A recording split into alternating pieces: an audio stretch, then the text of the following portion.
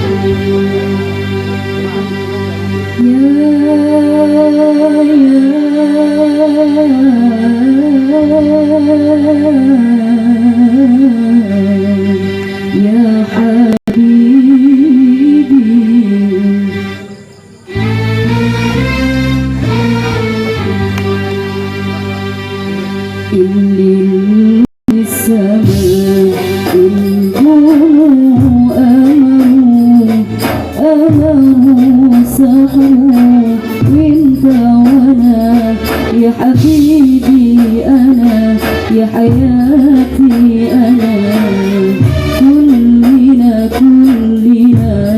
في الحب سوا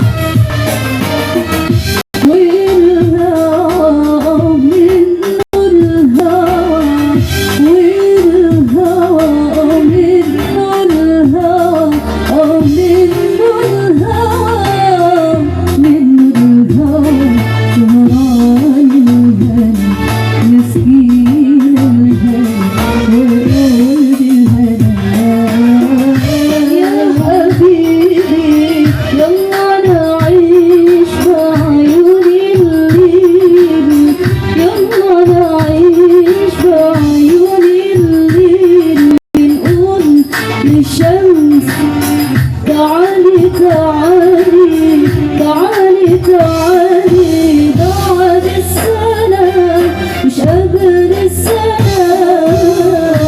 يا حبيبي يلا نعيش بعيون الليل يلا نعيش بعيون الليل ويقول للشمس تعالي تعالي تعالي تعالي بعد السنة مش قبل السنة الحب حلوة بألف ليلة وليلة ألف ليلة وليلة ألف ليلة وليلة ألف ليلة وليلة ألف ليلة وليلة ألف ليلة وليلة لكل العمر والعمر زي الليلة زي الليلة زي الليلة زي الليلة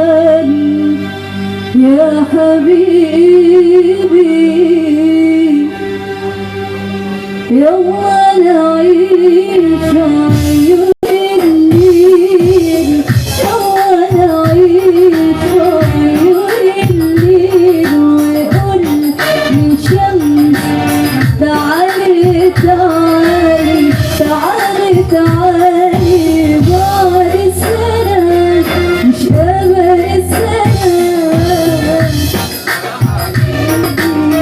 يلا نعيش بعيون الليل يلا نعيش بعيون الليل ونقول للشمس تعالي تعالي تعالي تعالي بعد السنة مش قبل السنة الحب حلوة ألف ليلة وليلة ألف ليلة وليلة ألف ليلة وليلة بألف ليلة وليلة ألف ليلة وليلة ألف ليلة وليلة بكل اليوم هو اليوم الليلة زي الليلة زي الليلة ليلة زي الليلة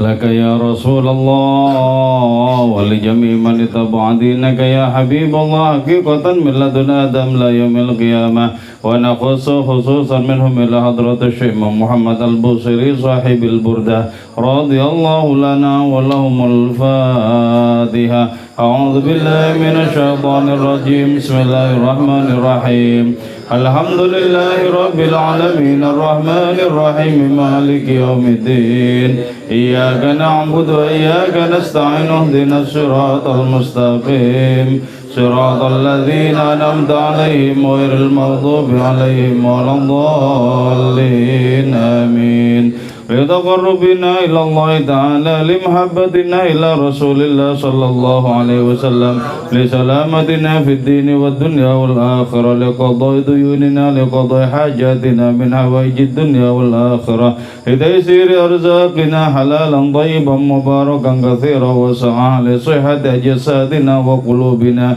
لشفاء أمراضنا ظاهرا وباطنا لدفع البلايا والمحن والفتن والأمراض والأسقام ولمنافعنا لمصالحنا لأهل بيتنا وأولادنا وذرياتنا وجوارنا وأصدقائنا وجميع المسلمين والمسلمات والمؤمنين والمؤمنات الأحياء منهم والأموات ولأعز الإسلام والمسلمين بجودك يا الله بشفاعة نبيك يا الله ببركة أوليائك يا الله وبأسرار الفاتحة أعوذ بالله من الشيطان الرجيم بسم الله الرحمن الرحيم الحمد لله رب العالمين الرحمن الرحيم مالك يوم الدين إياك نعبد وإياك نستعين اهدنا الصراط المستقيم صراط الذين أنعمت عليهم غير المغضوب عليهم ولا الضالين آمين قال المصنف رحمه الله تعالى ونفعنا بعلومه وأمدنا بأسراره وأفاض علينا من بركاته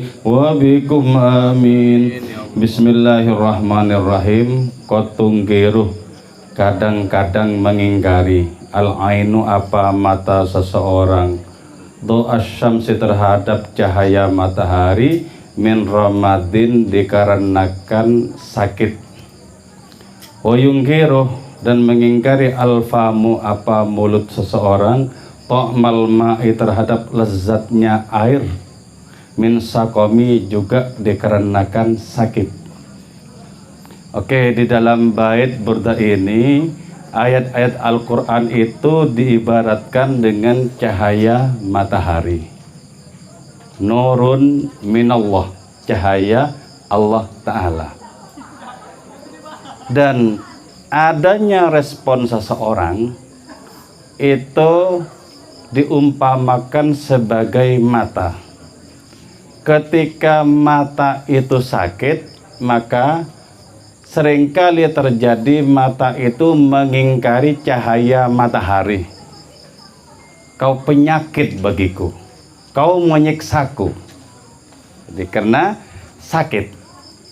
Jadi sakit itulah yang menjadi penghalang bagi seseorang untuk menikmati cahaya matahari, untuk menikmati cahaya kebenaran Allah Ta'ala di dalam ayat-ayat Quran.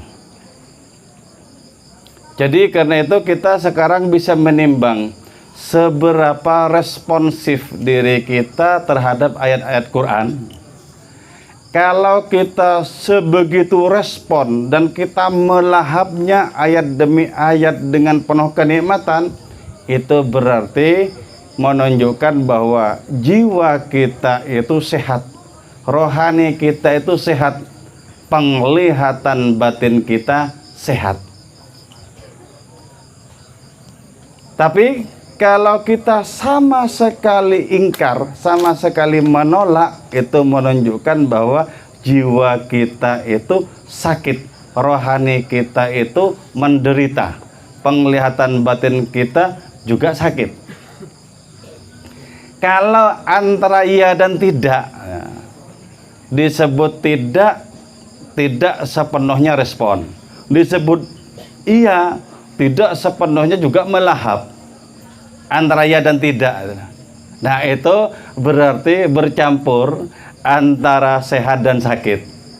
Sehatnya ada, sakitnya ya ada. Dan itu dipelihara selama beberapa waktu. Terus begitu, abai, tidak memiliki semangat terhadap ayat-ayat Quran, tapi juga tidak menentangnya. Nah itu ya, itu di situ diam-diam sesungguhnya berarti masih mengidap adanya penyakit. Oke, itu perumpamaan yang pertama. Perumpamaan yang kedua di dalam bait Burda tadi, ayat-ayat Quran itu diumpamakan sebagai air jernih yang higienis, yang lezat. Nah, seberapa sehat lidah rohani kita, maka seperti itu juga kita melahap adanya ayat-ayat Quran. Jadi ibaratnya Al-Quran itu mata air yang sangat jernih dan kita menenggaknya dengan tanpa pernah merasa puas. Itu menunjukkan bahwa kita sangat sehat secara rohani. Kita tenggak ayat demi ayat, terus kita tenggak terus menerus. Kita tidak pernah merasakan dengan ayat-ayat itu kita betul-betul sehat dan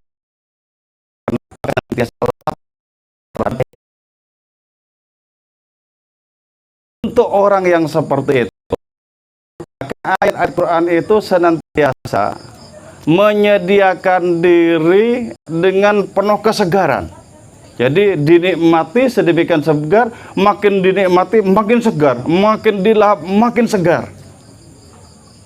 Makin segar. Itu menunjukkan bahwa adanya ayat-ayat Quran itu sangat pas untuk dikonsumsi oleh jiwa-jiwa yang sehat. Itulah sebabnya kenapa orang menikmati Quran itu tidak ada bosan-bosannya. Kenapa? Karena Al-Quran itu salah satu kemukjizatannya adalah senantiasa memperbaharui rasa orang-orang yang melahapnya. Jadi tidak ada istilah bosan. Tidak ada istilah bosan. Wala tusamu alal ikthari bis-sa'ami. Oke, berarti dengan demikian kebenaran-kebenaran dari Allah Ta'ala itu merupakan ujian bagi diri kita. Kita meresponnya seberapa saat kita melahapnya. Maulana Rumi bertutur, ada sebuah roti yang kasar dibuat dari gandum serampangan, tapi dinikmati dengan sedemikian lahap oleh seseorang. Ketika orang yang menikmati roti kasar itu ditanya, Bagaimana mungkin engkau sedemikian lahap memakan roti kasar terbuat dari gandum serampangan seperti ini? Ketahuilah, kata orang yang memakan roti dengan lahap itu, bahwa laparku ini sudah sedemikian akut. Apapun makanan di hadapanku begitu nikmat, dan nikmat berlipat-lipat dikarenakan laparku juga berlipat-lipat. Jadi karena itu ciptakan lapar rohani yang paling mendasar dalam diri kita, maka kita akan melahap kebenaran-kebenaran Allah Ta'ala, melahap ayat-ayat Quran itu. Nikmat sekali. Apakah kita membacanya atau kita mendengarkannya, sama-sama nikmat. Kanjeng Rasul bersabda bahwa pahala orang mendengarkan orang baca Quran itu seperti pahala orang yang membacanya. Nikmat sekali. Jadi kebaikan-kebaikan itu merupakan ujian. Nah, demikian pula dengan keburukan-keburukan, ujian. Seberapa kuat kita menampik keburukan itu ujiannya. Kalau kebaikan, seberapa kuat kita melahapnya. Kalau keburukan, seberapa kuat kita menampiknya. Nah, ketika jiwa kita, rohani kita betul-betul sehat, maka sangat mudah kita menampik keburukan-keburukan itu, sangat mudah. Hanya diselentik itu saja, udah sirna keburukan-keburukan itu. Diselentik gitu saja, udah sirna. Itu menunjukkan bahwa kuda-kuda rohani kita sedemikian gagah. Jadi hidup ini oleh Allah Ta'ala dirancang dengan tegaknya kebaikan dan keburukan, liyabluwakum ayyukum ahsanu amala. Ini sangat penting ya. Ayat ini didahului dengan allazi khalaqal mauta wal hayata. Dialah Allah yang telah menciptakan kematian dan kehidupan. Pertanyaannya, kenapa kematian didahulukan dibandingkan kehidupan? Itu loh ya. Jadi ada beberapa perspektif kenapa kematian itu didahulukan dari kehidupan. Yang pertama ya, mati itu sama dengan tidak ada. Hidup itu sama dengan ada. Itu Allah ingin menunjukkan bahwa yang betul-betul ada secara mutlak itu adalah Allah Ta'ala sendiri itu. Sendiri. Termasuk di antara kesempurnaan mutlaknya Allah Ta'ala, wajib yang ada cuman Allah. Yang lain tidak boleh ada. Tidak boleh ada. Karena itu apapun yang selain hadiratnya itu terdaftar sebagai himpunan ketidakadaan. Nah, kalau sekarang ada, itu kena ditopang. Jadi tidak ada dengan sendirinya. Nah, jadi karena itu kita semula tidak ada, kemudian dibikin ada. Itulah sebabnya kenapa kematian didahulukan ketimbang kehidupan. Khalaqal mauta wal hayata. Allah menciptakan kematian, Allah juga menciptakan kehidupan. Terus, perspektif yang kedua, kenapa kematian itu didahulukan? Karena tidak boleh tidak. Kesadaran kita tentang kematian harus lekat di dalam diri kita semenjak kita merasakan hidup. Akfiru dzikroha dimil ladzat, sabda Kanjeng Rasul. Perbanyaklah kalian untuk mengingat penghancur kenikmatan, dan itu adalah kematian. Jadi kemana-mana orang yang ma'rifat itu menyunggi nisannya sendiri. Kesadaran orang-orang ma'rifat tentang kematian itu sedemikian lekatnya.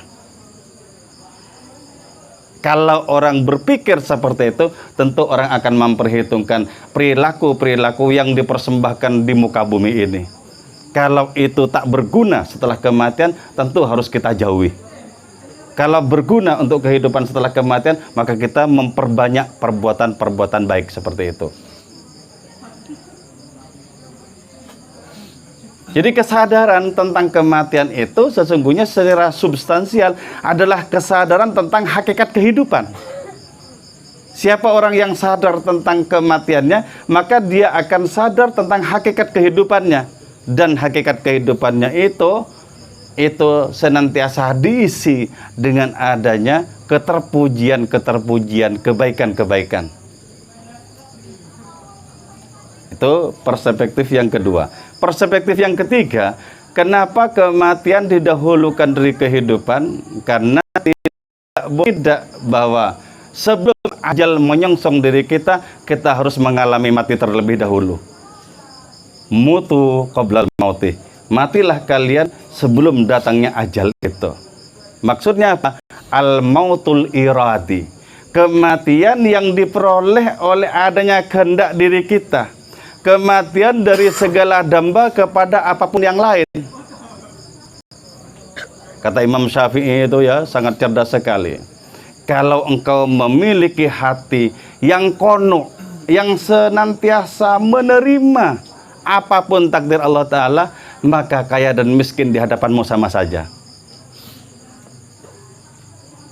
Lebih dipertegas oleh Syaifuddin Attar. Kalau di penglihatanmu kerikil itu tidak berarti apa-apa dan emas itu sangat berharga, maka Tuhan tidak bersamamu. Jadi betapa tegasnya ya. Jadi karena itu kita lampaui berbagai macam kehidupan material itu, kita lampaui. Kita harus menjadi tuan. Menjadi tuan. Nah, kita berakrab ria dengan Tuhan, apapun yang lain itu kemudian digiring oleh Tuhan untuk mengabdi, untuk mendekat kepada diri kita. Jadi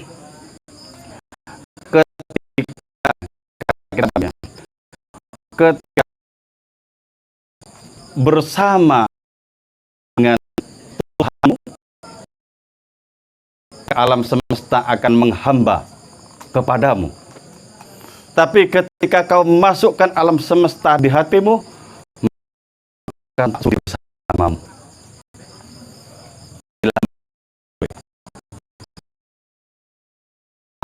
Coba periksa ayat-ayat Al-Quran. Betapa langit dan bumi ditundukkan untuk kita manusia menjadi Tuhan. Oke ya. Jadi matilah kalian sebelum songsong oleh ajal. Itu al-mautul iradi. Ketika kita mengalami al-mautul iradi, kematian kehendak kepada apapun yang selain hadirnya, maka kita menjadi sedemikian berhasrat kepada Tuhan, menjadi bagian dari para penggila Tuhan. Ya, ada kitab yang bercerita tentang orang-orang gila ya. Ada kitab. Nah, di dalam kitab itu ya dituturkan betapa banyak para penggila Tuhan itu. Sehingga yang dibukui ada, yang didaftar sebagai satu-satunya yang ada, itu cuman Allah Subhanahu wa Ta'ala. Di saat itu, bukan saja orang itu terhindar dari keburukan-keburukan, tapi sama sekali keburukan-keburukan itu sudah tidak tercatat sebagai segala sesuatu yang ada.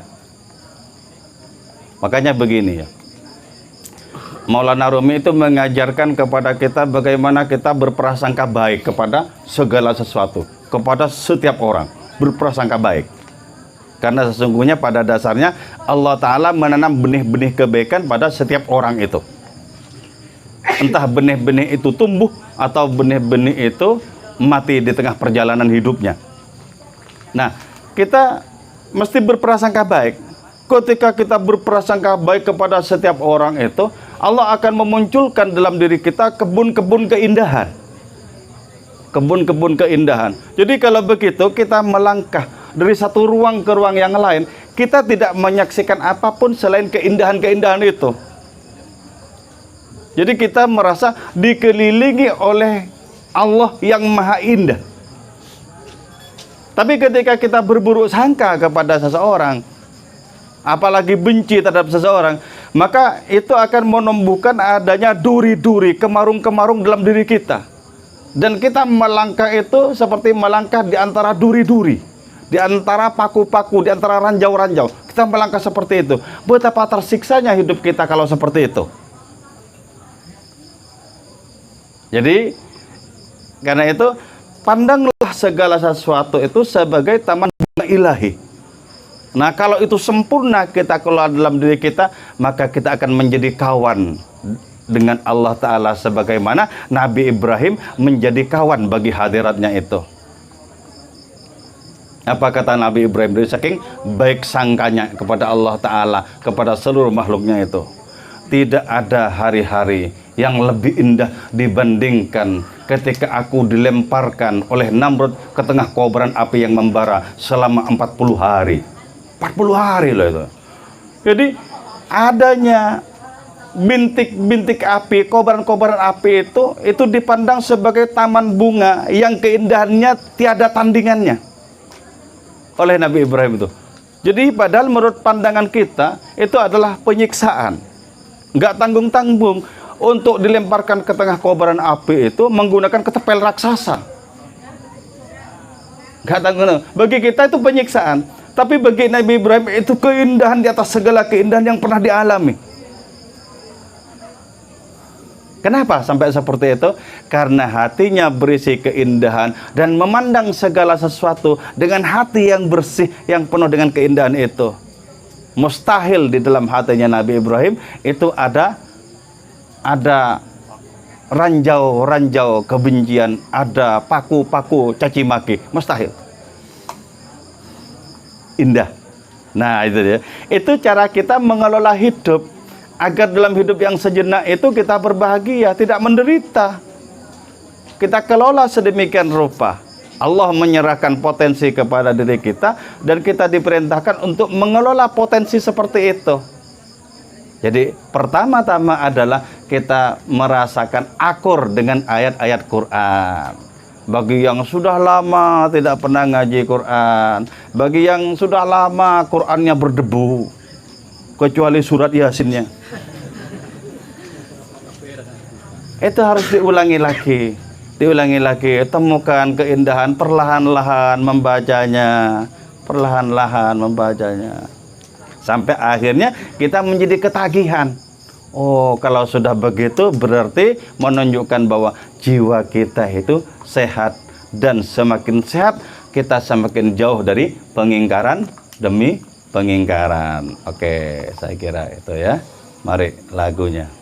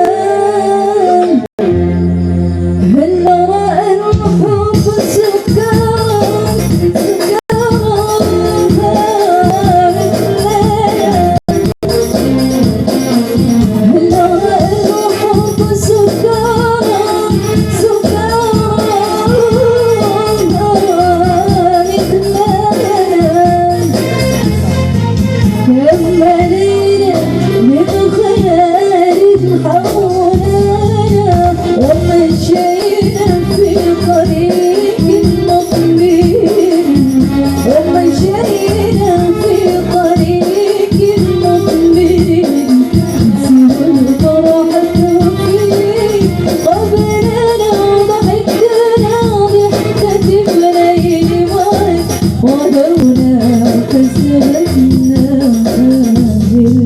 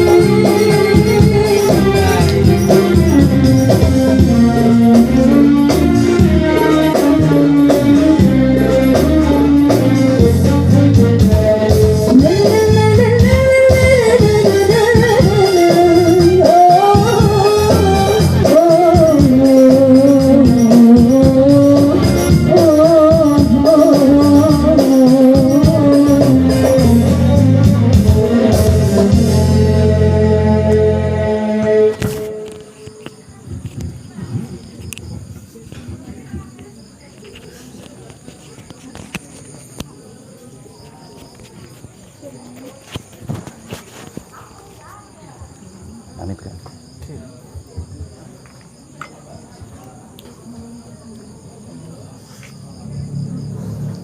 Assalamualaikum warahmatullahi wabarakatuh.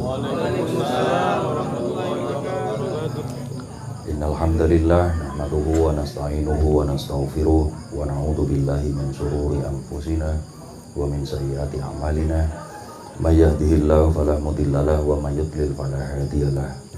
Asyhadu an la ilaha illallah wa asyhadu anna Muhammadan abduhu wa rasuluh la nabiyya ba'dah. Allahumma shalli wa sallim wa barik ala sayyidina maulana Muhammad wa ala alihi wa ashabihi wa ummatihi ajma'in. Assalatu wassalamu alayka ya nabiyallah. Assalatu wassalamu alayka ya rasulullah. Assalatu wassalamu alayka ya habiballah. Assalatu wassalamu alayka ya safiyallah. Assalatu wassalamu alayka ya sahibas syafa'ah. Amma ba'du. Syukuralhamdulillah teman-teman, malam ini kita bisa kembali ngaji bersama-sama. Semoga rahmat berkah Allah senantiasa dilimpahkan kepada kita semua, keluarga kita semua, orang-orang lain semuanya, hajat kita semua, hajat dunia dan akhirat. Sholawat dan salam mari kita hadiahkan kepada kekasih hati kita, baginda Rasulullah Muhammad SAW, keluarganya, para sahabatnya dan umatnya semuanya. Yang saya hormati Kak Kuswaidi Syafi'i dan yang saya hormati teman-teman sekalian. Teman-teman, Al-Quran itu oleh Allah Ta'ala sendiri di dalam surat Yunus itu disebut sebagai karunia terbaik.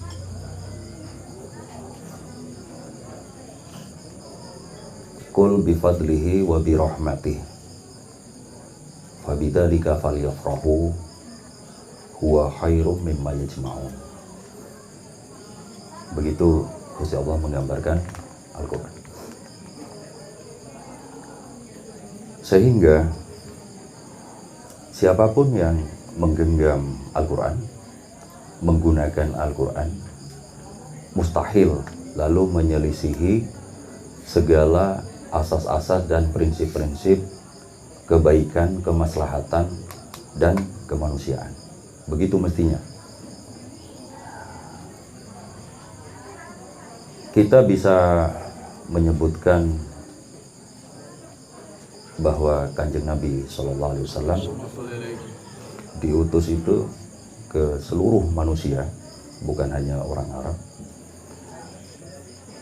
sebagai rahmat bagi jagat raya.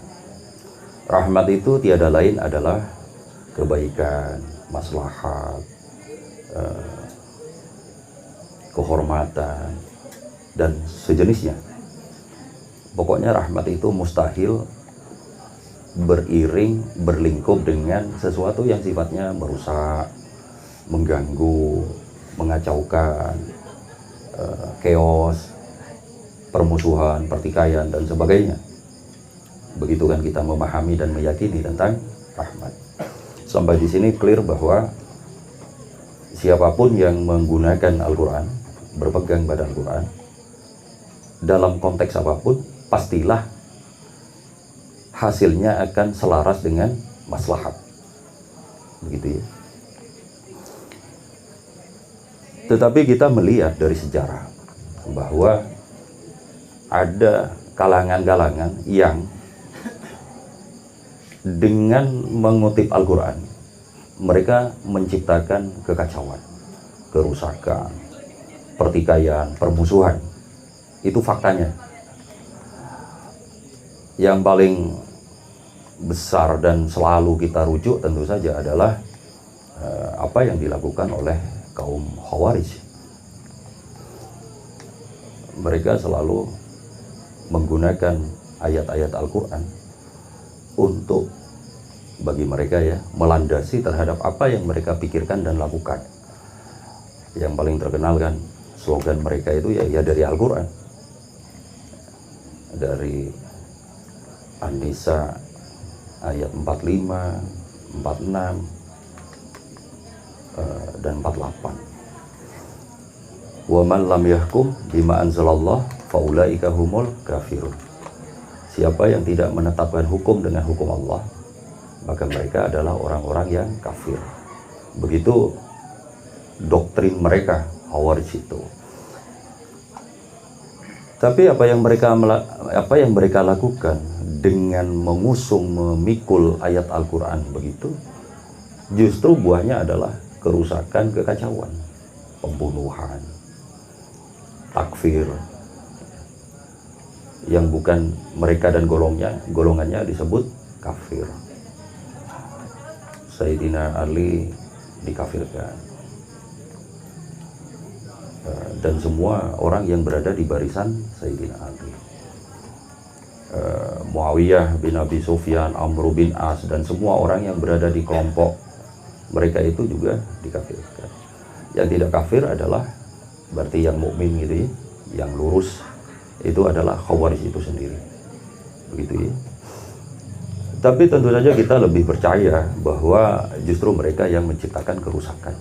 Kan begitu. Peristiwa ini muasalnya itu telah terjadi di masa Kanjeng Nabi SAW selepas perang Hunain ya. Perang Hunain itu merupakan perang yang dengan perolehan ghanimah, harta rampasan perang yang sangat terbanyak. Kanjeng Nabi seperti biasa membagikan ghanimah itu, cuman waktu itu pembagiannya tidak seperti lazimnya. Kenapa begitu? Karena dalam perang Hunain itu banyak orang-orang baru bergabung dengan Islam, mu'alaf itu ya. Dan mereka oleh Kanjeng Nabi itu diberi angka ghanimah yang jauh lebih banyak daripada justru para sahabat-sahabat yang sudah lebih awal bergabung dengan Kanjeng Nabi. Lalu muncullah sekelompok orang yang diwakili oleh seseorang yang bernama Abdullah bin Zil Huwaisirah. Abdullah bin Zil Huwaisirah. Dia ini memprotes Kanjeng Nabi. Dia mengatakan, "I'dil ya Muhammad, wahai Muhammad, berbuatlah adil." Gitu. Jadi Kanjeng Nabi disuruh berbuat adil oleh orang ini. Waktu itu di dekat Kanjeng Nabi ada Sayyidina Umar bin Khattab, ada Khalid bin Walid, dan seperti biasa Sayyidina Umar langsung izin, wahai Kanjeng Nabi, biar saya tebas kepalanya, begitu ya. Ya begitu Sayyidina Umar. Kanjeng Nabi mencegah, melarang, bahkan beliau dawuh, kelak dari golongan mereka kalian akan melihat orang-orang yang mengaji Al-Quran, membaca Al-Quran, tapi hanya sampai tenggorokannya. Dan inilah yang lalu meletus lagi di eranya Sayyidina Ali bin Abi Thalib, gitu ya. Khawarij di eranya Sayyidina Ali inilah yang membunuh orang-orang yang bukan sekelompok sama mereka. Bahkan para sahabat juga banyak yang dibunuh tanpa hak lah istilahnya, gitu ya. Poin kita di sini adalah apa yang dilakukan Khawarij itu juga berdasar kepada Al-Quran. Maka pertanyaannya kan, bagaimana mungkin Al-Quran itu lalu membuahkan perilaku-perilaku yang paradoksal seperti ini? Padahal Allah Ta'ala telah menetapkan bahwa Al-Quran itu adalah khairun mimma yajma'u, yang paling baik, kan begitu ya. Tapi sesungguhnya di dalam surat Al-Mu'minun itu juga telah diingatkan bahwa orang yang membawa Al-Quran, buahnya seperti apa, itu bukan kok lalu Al-Quran lalu menghantar kepada keburukan, bukan begitu. Tetapi dikarenakan kalau kata surat Al-Mu'minun itu, kalau nggak salah ayat 71 ya, walau ittaba'al haqqu ahwa'ahum lafasadatis samawati wal ard wa man fihinna. Kalau sesuatu yang hak, kita bisa menyebut Al-Quran itu jelas hak ya, ayat-ayat itu hak, telah dikangkangi, dikungkungi oleh hawa nafsu mereka manusia, maka yang hak ini, yang mulanya hak, asalinya hak ini, itu memang bisa lalu menyebabkan kerusakan di langit dan bumi dan orang-orang yang ada di dalamnya. Artinya ayat Al-Quran ini dibawa dengan cara yang tidak hak, dibawa dengan cara batil, gitu ya. Ini bisa lalu memicu madorot yang semestinya ini tidak bisa terjadi oleh orang yang bersungguh-sungguh dengan hak memegang Al-Quran. Karena itu teman-teman, mungkin ini jadi pengiling ya buat kita semua. Hendaknya di hadapan Al-Quran kita itu mengedepankan prinsip-prinsip rendah hati, tawadu, muru'ah, dan sebagainya, supaya kita tidak sembarangan dan sembrono mencutat satu ayat atau penggalan ayat untuk membenarkan apa yang sesungguhnya itu bersumber pada hawa nafsu kita, sehingga buahnya menjadi keburukan gitu. Di dalam tafsir Al-Munir Prof. Wahbah Zuhaili itu juga ini disebutkan oleh Prof. Quraisy Shihab di dalam Al-Misbah. Seyogyanya orang yang menakwil Al-Quran itu, menafsir Al-Quran itu terlebih dahulu memiliki 4 pilar ini. Pertama, ketakwaan. Yang kedua, zuhud. Zuhud yang dimaksud itu bukan laluran duit nggih boten. Zuhud yang dimaksud itu adalah hatinya tidak ada tendensi kepada kepentingan-kepentingan duniawi atau politik atau ekonomi atau seksualitas dan sebagainya gitu loh Mas. Hatinya benar-benar libtighai mardatillah, lillahi ta'ala, begitu kira-kira maksudnya itu. Terus yang ketiga, tawadhu. Tawadhu kepada Allah Ta'ala, bahwa ilmunya manusia itu kan illa qalila kan begitu, sangat sedikit. Dan juga tawadhu kepada orang lain atau dalam kurung kemungkinan kemajemukan pemahaman, kemungkinan keragaman pemahaman atau penyimpulan suatu ayat. Dan yang keempat itu harus mujahadah, ahli riyadah. Jadi nek tukang rebahan ampun nakwil lah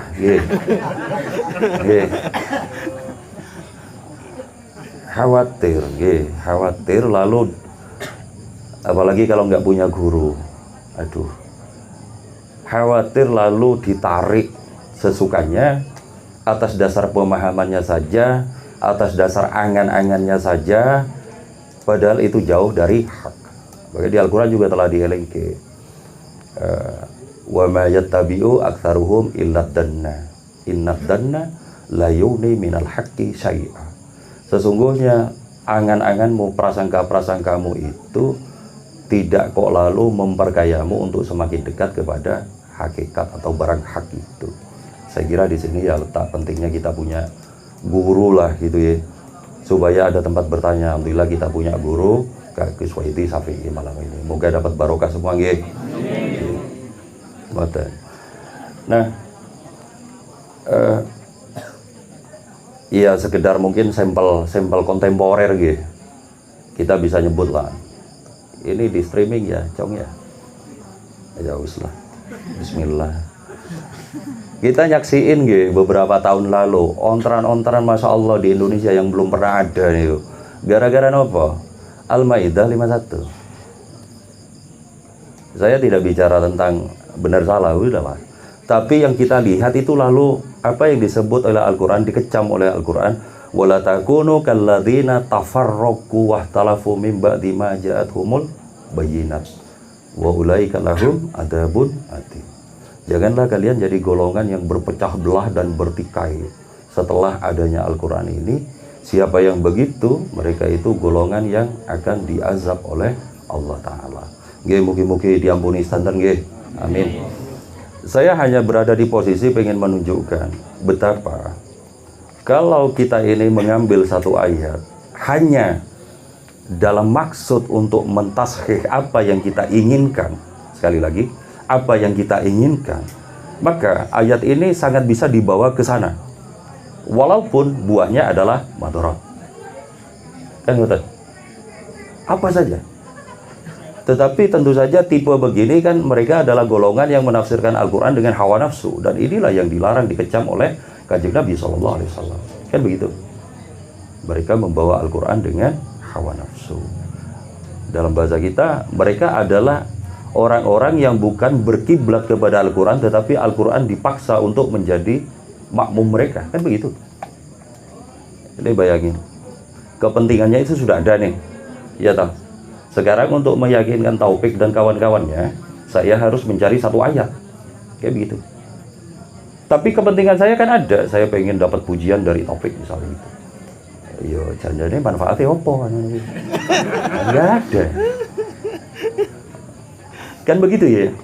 Sehingga saya lalu memaksakan ayat itu untuk nyelarasi terhadap apa yang menjadi kepentingan saya. Dan saya pun jenengan kalau malas ibadah, ini rasa malasnya sudah ada nih. Sekarang pengen cari tasheh dari Al-Quran, itu ada. Wa rahmati wasi'at kulla syai'in, misalnya rahmati Gusti Allah itu melampaui segala sesuatu. Itu malas. Kan begitu. Jenengan mau apa saja itu dapat dicari dalil tashehnya dari Al-Quran. Tapi kan begini, Gusti Allah itu maha tahu isi hati kita, kan begitu. Jangan ke isi hati aja udah tahu. Apalagi cuman isi DM gitu. Isi WhatsApp gitu. Ya, weruh banget. Jangan begitu, Dek, itu nggak sesuai ayat begini. Ya kan karepe ya. Karepe. Ya sebegitulah manusia gitu. Tapi ini semoga jadi pengiling buat diri kita bahwa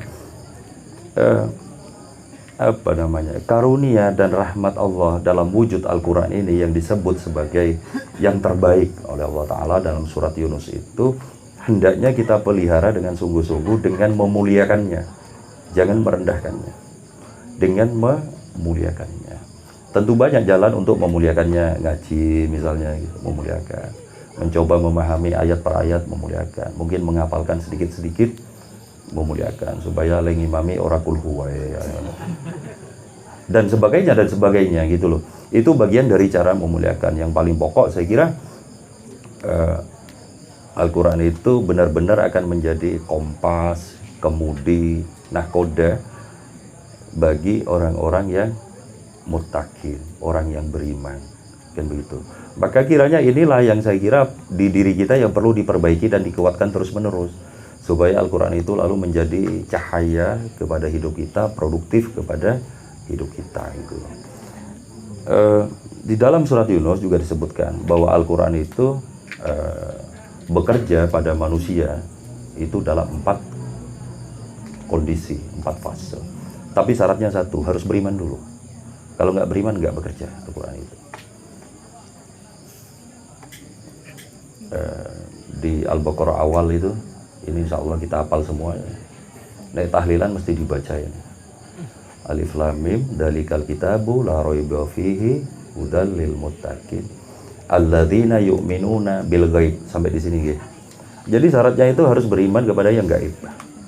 Dan dalam tafsir-tafsir itu disebutkan maha gaibnya gaib itu tiada lain adalah Allah Ta'ala. Berarti harus beriman kepada Allah Ta'ala. Maka Al-Quran baru akan bekerja sebagai hudan, petunjuk gitu ya, dan seterusnya. Adapun orang yang tidak beriman, dia tidak akan mendapatkan apa-apa dari Al-Quran, tidak akan mendapatkan tempias apapun dari Al-Quran gitu. Ya mungkin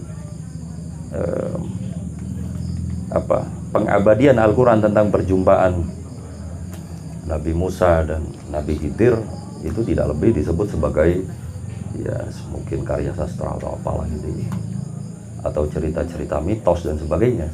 Nggak dapat apa-apa karena tidak ada iman di dalam hati mereka. Dalam ayat lain disebutkan penyangkalan, penolakan, pengingkaran, dan merasa lebih tinggi, lebih kokoh, lebih otoritatif dibanding Al-Quran. Itu adalah pintu-pintu yang akan menutup kita dari segala manfaat Al-Quran gitu loh.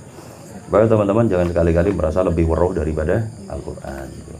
Kok ayat ini koyo wis ora nyambung ya sama hasanah hari ini gitu. Mumpun ngoten. Ya. Kayak pemahamanku jauh lebih kontekstual, progresif, otoritatif. Mumpun lah sama Al-Quran. tundukkan diri aja, tawadhu kepada Al-Quran nggih. Semoga dengan cara begitu lalu diparing ya pemahaman, ilmu, rahmat, berkah dari Allah Ta'ala gitu ya, kira-kira.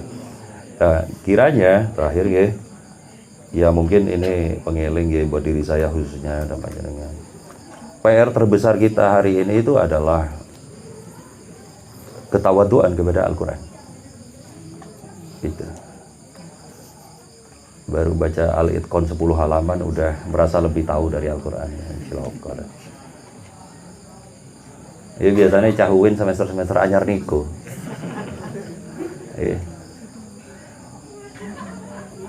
Lalu apa-apa disebut mutasyabihat.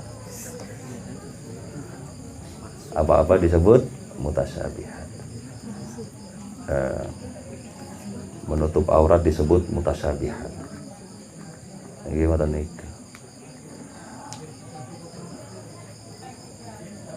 Iya, padahal ya kandungan Al-Quran itu jelas unlimited hasanah tafsir itu nggak akan pernah selesai. Jangankan kita ya yang gini-gini gitu. Yang senengannya nongkrong, pelirak-pelirik, paling males ibadah gitu. Jangankan kita ya. Dulu para sahabat itu bingung dengan ayat ini nih. Bayangin, sahabat bingung dengan arti ayat ini. Ketika Kanjeng Nabi nuturke dapat ayat ini. Alladzina amanu walam yalbisu imanahum bidulmin. Yaitu orang-orang yang beriman dan tidak pernah tercampur imannya, walam yalbisu imanahum bidulmin. Tidak pernah tercampur imannya dengan kezaliman apapun. Ada nggak? Sahabat itu bingung. Wahai Kanjeng Nabi, bagaimana mungkin ada orang yang beriman lalu tidak pernah melakukan satu kezaliman saja, satu kesalahan dulu maksudnya. Iya, itu sahabat loh ya, yang mereka bodoh wong Arabe, mangane nggih sami kurma, ngoten nggih. Awak dhewe mangane Allah. Sahabat juga minumnya zam-zam nggih. Nah, kita minumnya AGM. Jauh banget sama Kanjeng Nabi itu loh. Para sahabat itu sempat ngalami bingung tentang itu, sampai kemudian Kanjeng Nabi jelas yang dimaksud ayat itu adalah apa yang dituturkan oleh Luqman di dalam surat Al-Luqman, ya bunayya la tusyrik billah inna syirka la dzulmun adzim. Jadi orang yang beriman dan tidak syirik, itu maksudnya. Bukan kok orang iman lalu tidak pernah salah gitu, bukan. Ini hanya contoh bahwa progresif panjenengan. Mbok eling nek kita wong Jogja nggih. Ngombene AGM. Nek Jumat kopi sholawat nggih. Sak madange nggih. Ngoten kok rumangsa paling weruh tentang Al-Qur'an, ampunlah. Nggih. Ampunlah, wis pokoke datar-datar mawon lah penak niku nggih. Jangan kok lalu merasa paling satset tentang Al-Qur'an. Prof Quraisy kok disalah-salah kayak pripun sampean niku. Prof Quraisy kok dituding aneh-aneh. Itu satu contoh yang para sahabat sih nggak paham tentang Al-Qur'an. Apalagi kita kan nggih. Sing napa guyonane ngeten. Lek ngimami maca Al-Kafirun niku boten rampung-rampung.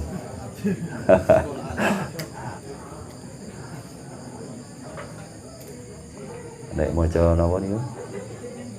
Wal Asri itu iso nyambung sampai ke atin. Kualitasnya awak dhewe ngoten niku lho. Nggih. Kualitasnya kita itu begitu.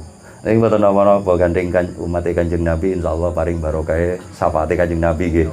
Mugi sami selamat semua dunia akhirat. Amin amin ya rabbal alamin. Walafu minkum wallahu alam bisawab. Wassalamualaikum warahmatullahi wabarakatuh.